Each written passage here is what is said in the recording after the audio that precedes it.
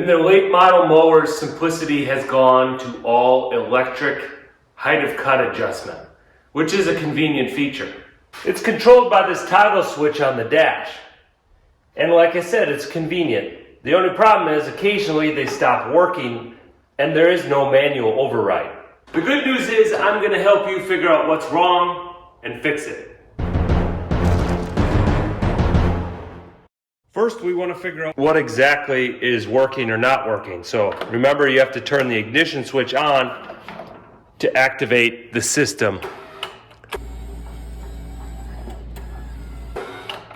So you can see, we can toggle the switch, and if the height of cut is working in one direction, say down, but it's not working when you go up, normally that's a problem with the switch, and you can either clean or replace the switch. We'll go over cleaning this switch later on in this video. Now, if your height of cut is not working at all, we have to dig a little bit deeper to figure out what's going on. I recommend using a multimeter. You can get one of these at Harbor Freight for like $10, $15. This is a very useful tool to have in your arsenal. Otherwise, a test light will work just fine also. There is one last thing we can do before digging in with our test light and multimeter, and that is come down to the deck, locate your height of cut motor, which is here, and then follow the wires from that motor over to this connection. And you're going to want to push these wires into the connector and make sure they're fully seated. Over time, these can back out of that connector and you'll lose connection and then not be getting power to your height of cut motor. So try that, test your motor out again. If it's still not working, we got to come back here and disconnect this connection and dig in a little bit more with our multimeter or test light. Our multimeter here is a pretty simple device. We're just going to turn it on and set it to 20 DC volts. Then we take our leads and put them in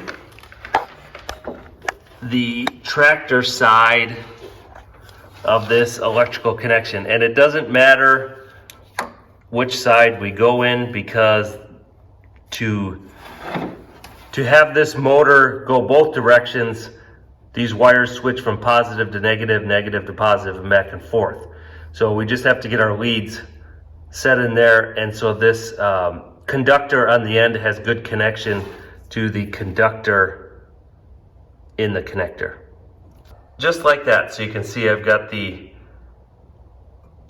conductors of the multimeter in our connection, and we are currently reading 0 volts. Next thing we're going to do is make sure our ignition switch is on. We're going to come to our toggle switch and cycle it.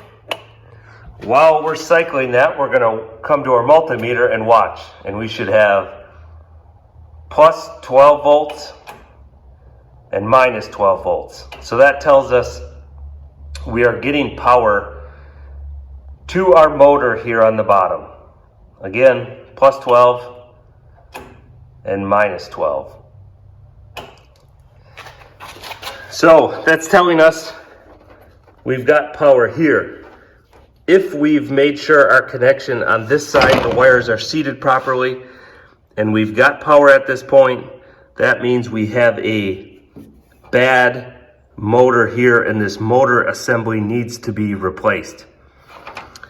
If you do not have power here, or if you just have plus 12 volts and not minus, there is a problem upstream of this, and we need to go to the switch.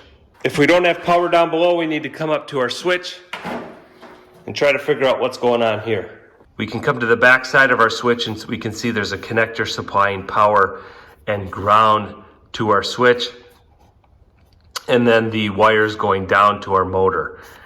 And there is one fuse in this system that we can check here that is supplying power to our switch. So you can pop this fuse out and see if that's blown, replace it if required. If everything checks out there, we can attempt to clean our switch. And on the bottom side, there is a a catch we push in here, and we can pull off our electrical connection on the back.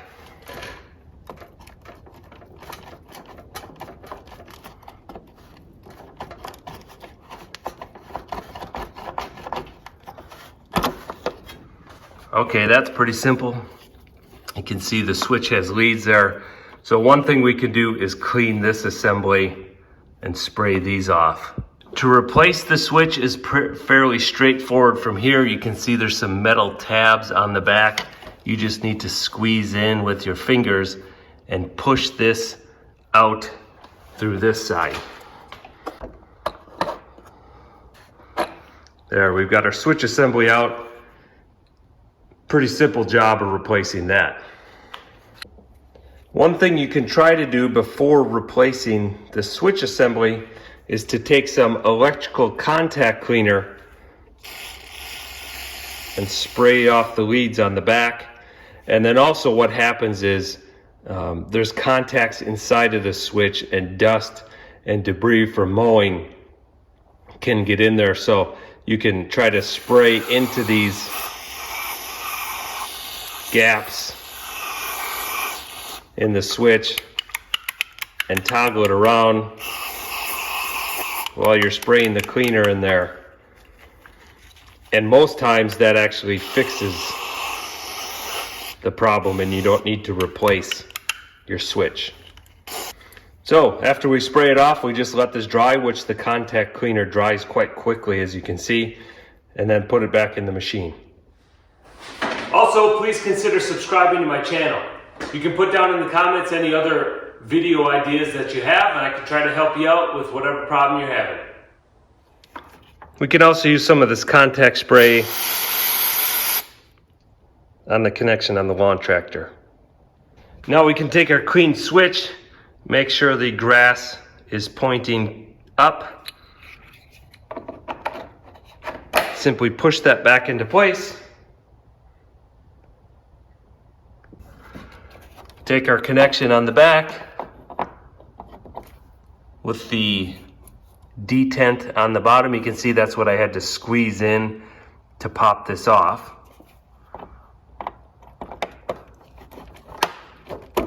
Wiggle that back into place. Then we have to come back down here and reconnect our motor.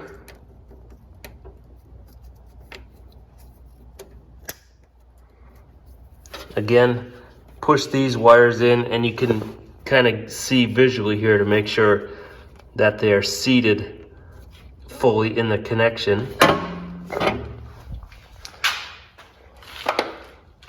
Then we can turn our ignition switch back on and give it a test. Well, I hope that helped all of you if you are having troubles with the Simplicity's height of cut adjustment. If you've got any additional questions, put them down in the comments and I'll answer them as quick as I can. Thanks for watching. Adios.